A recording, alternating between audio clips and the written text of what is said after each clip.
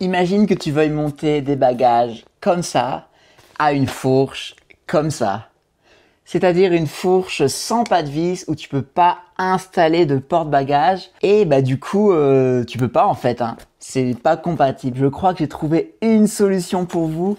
Je viens de recevoir aujourd'hui, c'est pas sponsorisé du tout, hein, mais je viens de recevoir aujourd'hui le kit de chez Old Man Mountain et qui a priori devrait permettre de mettre ce genre de dry bag sur la fourche et ce sur n'importe quel vélo. Ce que je vous propose c'est qu'on teste ça ensemble. On va démonter, on va défaire tout ce qu'il y a dans le kit, on va regarder si ça s'installe bien sur mon vélo. Bah écoutez, c'est parti, hein. On va défaire ça. En fait, le kit, il se compose de deux objets qu'il faut acheter séparément. Il y a déjà les supports comme ça qui est la base du kit et il y a aussi séparément l'axe. Pourquoi séparément? Parce que l'axe, il va dépendre de l'axe de votre vélo. Donc moi, j'ai regardé, il y a une table sur le site Old Man Mountain qui permet de regarder un peu quel type d'axe il faut payer en fonction de son vélo. J'avais un axe de 120 mm ici, j'ai payé l'axe correspondant de 120 mm. Et en fait, le truc, c'est que ça, ces petites pièces de métal là, elles vont reposer sur l'axe. L'avantage de ce système, c'est que puisque ça repose sur l'axe, on va pouvoir mettre énormément de poids dans les bagages. Parce que sur les œillets qui sont fixés sur les fourches carbone, ben en fait c'est pas hyper solide. J'ai déjà foiré pas mal d'œillets sur mon ancien vélo de gravel en mettant trop de poids. Il suffit d'un petit choc, boum, et ben l'œillet, le filetage en aluminium, il saute sur le carbone et là c'est foutu, il faut remettre de la colle mais c'est beaucoup moins solide. Là c'est fixé au niveau de l'axe de la roue, ce qui fait que tout le poids qui est dans vos bagages, il va reposer sur l'axe. Alors que là, puisque c'est hyper solide, c'est annoncé à 5 kg par side, 5 kg par côté, donc c'est quand même assez bien. Bon, du coup, j'ai l'axe. L'axe, je crois que je l'ai payé à peu près 60, 70, 80 euros, donc c'est quand même pas donné parce que c'est un axe qui est fait sur mesure. Ça, je l'ai payé à peu près pareil, 60 euros, donc voilà, pour 100, 150, 160 euros, ça vous fait quand même un petit kit. On va commencer par démonter ça, et puis on va voir ce qu'il y a à l'intérieur, hein. Hop, un côté, deux côtés. Je regarde s'il y a un côté, apparemment il n'y a pas de côté, elles sont assez identiques. Je crois que j'ai le choix entre mettre plutôt vers l'arrière comme ça ou plutôt vers l'avant. Moi je sais pas trop ce que ça change. Ce que je vous propose c'est qu'en premier lieu on va changer l'axe, on va remplacer l'axe de la roue qui est ici à l'axe custom qui est là. On prend sa petite clé de 6.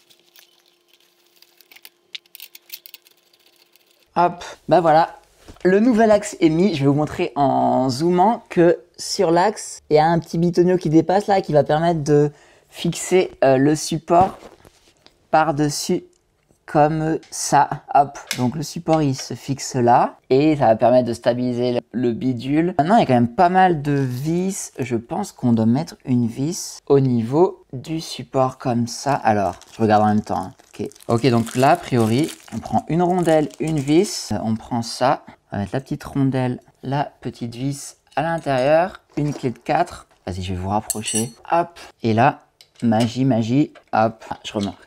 Bah voilà, on est déjà pas mal là, presque fini. Alors maintenant, comment ça se passe en haut? J'ai pas vérifié avant de vous faire la vidéo, donc on va voir ça ensemble. Comment ça se passe là-haut? Là, il y a plein de riselants, c'est bien, je suis déjà à la collection. Là, il y a le stock.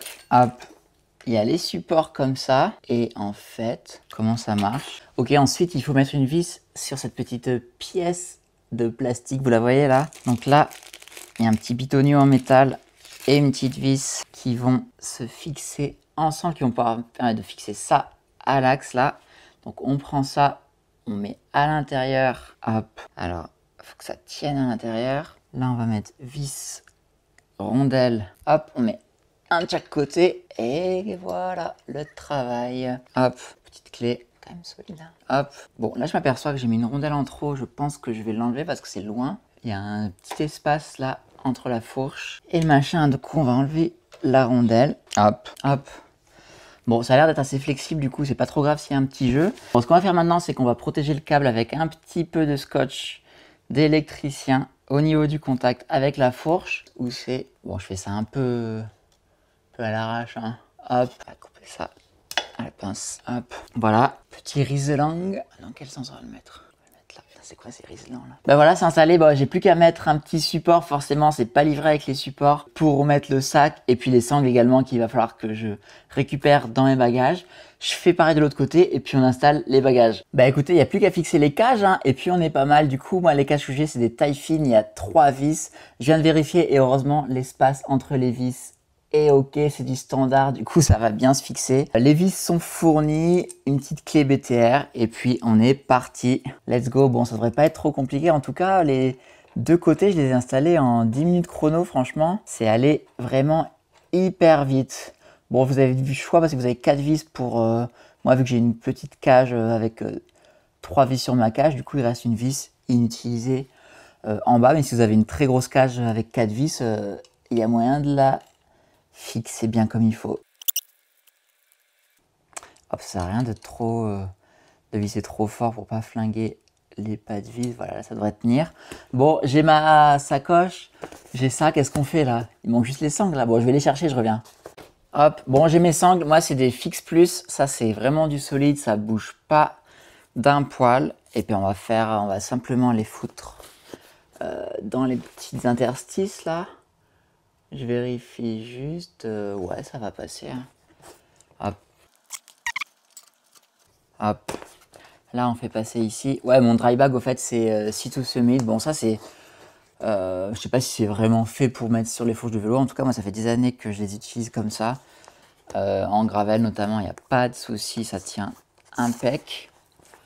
On met le petit bitonio pour refermer la boucle. Voilà, donc là, on peut faire pousser encore dans ce sens. Ah bon, il n'y a pas grand-chose dans mon dry bag. Du coup, ça se resserre bien, mais normalement, s'il y a plus de choses, ça fait pas un pli comme ça un peu moche et ça tient mieux. Donc en fait, là, il y en a une.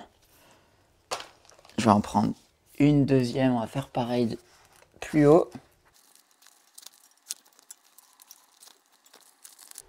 Hop, là, on serre bien. Voilà, 10 minutes pour installer 2 supports de fourche pour pouvoir mettre des dry bags sur n'importe quel vélo. Je pense que le test est plutôt concluant, on va aller rouler, mais honnêtement, ça bouge pas d'un poil. Et encore, j'ai vraiment des dry bags qui sont pas forcément faits pour ça. Mais je pense que le test est plutôt concluant. Du coup, je vous remets la ref. La marque, c'est... Vous voyez là, la marque, c'est Old Man Mountain, juste ici. Et puis l'avantage de ce système, c'est que vous pouvez switcher les supports sur d'autres vélos. C'est-à-dire que moi, avec cet axe de 120 mm, j'ai vérifié, mais j'ai 3 vélos sur lesquels je peux faire passer ce support. Là, je suis sur le Fixie, plutôt vélo de ville que j'adapte pour cet été, pour un petit peu de cyclotourisme tranquillou. Mais je peux aussi mettre le support sur mon vélo de route. Donc si un jour je veux faire du cyclotourisme en vélo de route, prendre du gros matos pour aller faire je sais pas quoi, c'est possible. Ou même sur le VTT, sur le gravel, etc. Vous pouvez switcher d'un vélo à l'autre. Et ça se fait en 5 minutes chrono. Du coup, ben voilà, bonne balade à vous. Je vous remercie d'avoir vu cette vidéo. Ouais, je suis désolé, j'étais pas trop présent sur cette chaîne actuellement. Pour la simple et bonne raison que franchement, je fais plus du tout de vélo en ce moment parce que je prépare une traversée de la France en courant. J'ai fait même pas 100 km en 6 mois. C'est un peu la honte. Mais voilà, c'est pour ça que je fais plus trop de vidéos. J'espère que ça va revenir dans les prochaines semaines, les prochains mois pour préparer peut-être des petits événements à vélo pour 2026 dans tous les cas. J'étais content de faire cette vidéo, de vous donner un peu des nouvelles. On se retrouve sinon sur Insta. Mon Insta, c'est oliviermaria.ultra. Puis voilà, on se dit à la prochaine. Hein. Ciao les amis.